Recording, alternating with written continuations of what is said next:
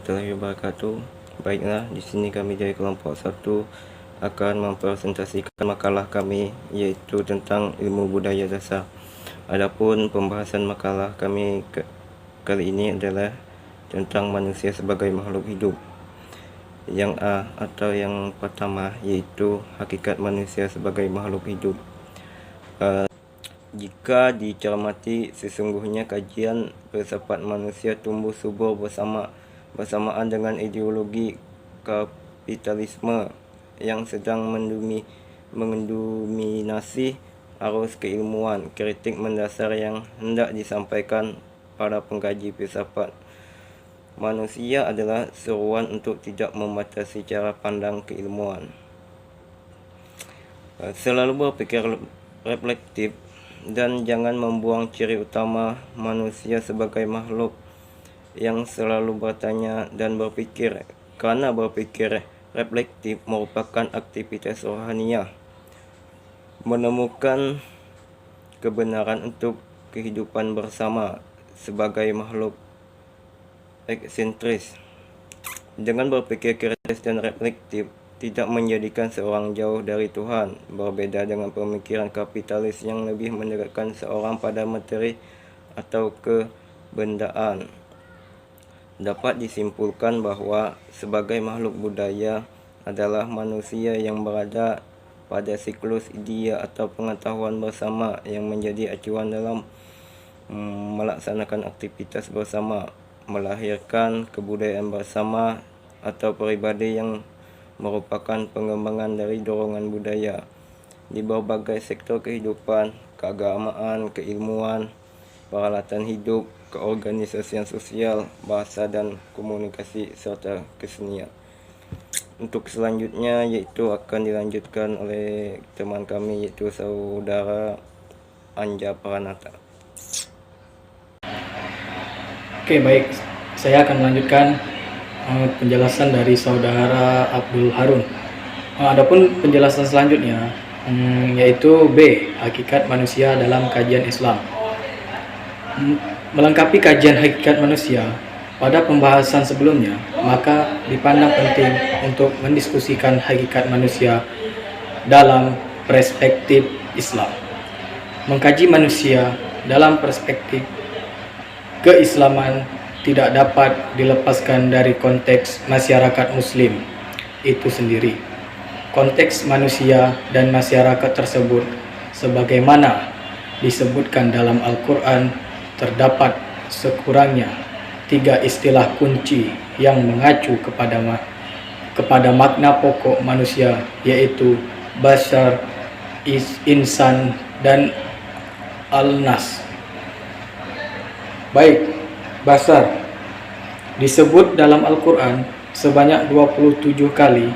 Dalam seluruh ayat tersebut, kalimat bashar menunjukkan pada referensi manusia sebagai makhluk biologis. Al-Nas sering dihubungkan Al-Quran dengan petunjuk atau Alkitab. Dengan demikian, dapat dimaknai bahwa manusia adalah makhluk ciptaan Allah Subhanahu wa Ta'ala, berkewajiban memahami isi wahyu, berakidah, beribadah, berakhlakul karimah, memahami sosok pembawa dan pengembangan serta kebudayaan hingga peradaban agama. Kemudian C, manusia dalam kebudayaan.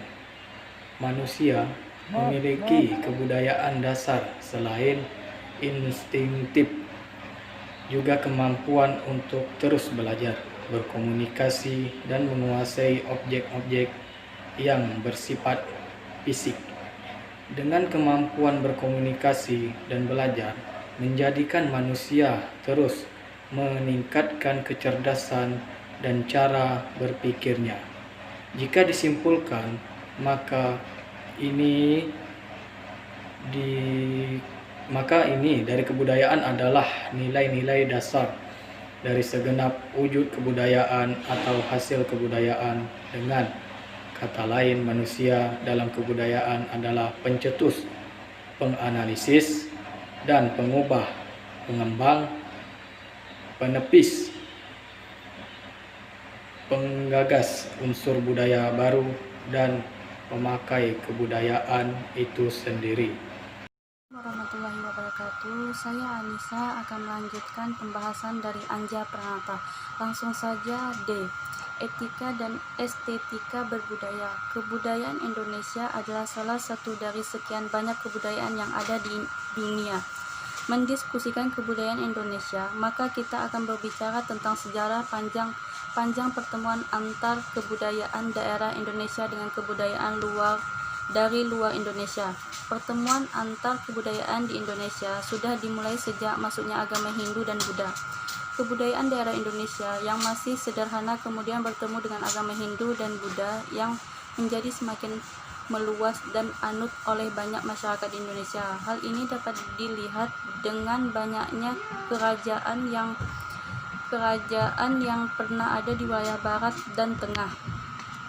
Perjalanan kebudayaan Indonesia selanjutnya dipengaruhi oleh masuknya Portugis awal masa penjajahan melanda wilayah Nusantara. Dengan ditutupnya terusan Swiss membuat banyak negara di belahan dunia barat mengalahkan perhatian ke wilayah tropis untuk mencari rempah-rempah, mengenali dan mengembangkan kebudayaan Indonesia dan tugas yang diemban oleh setiap warga negara Indonesia.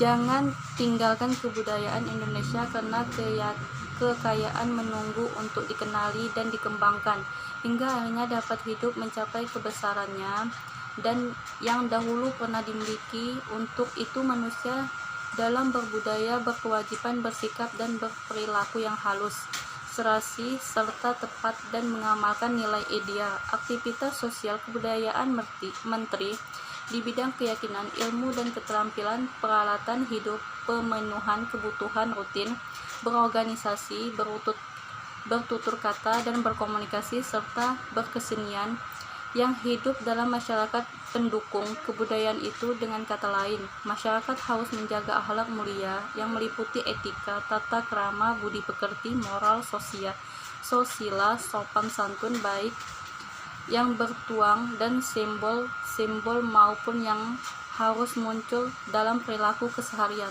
Terima kasih.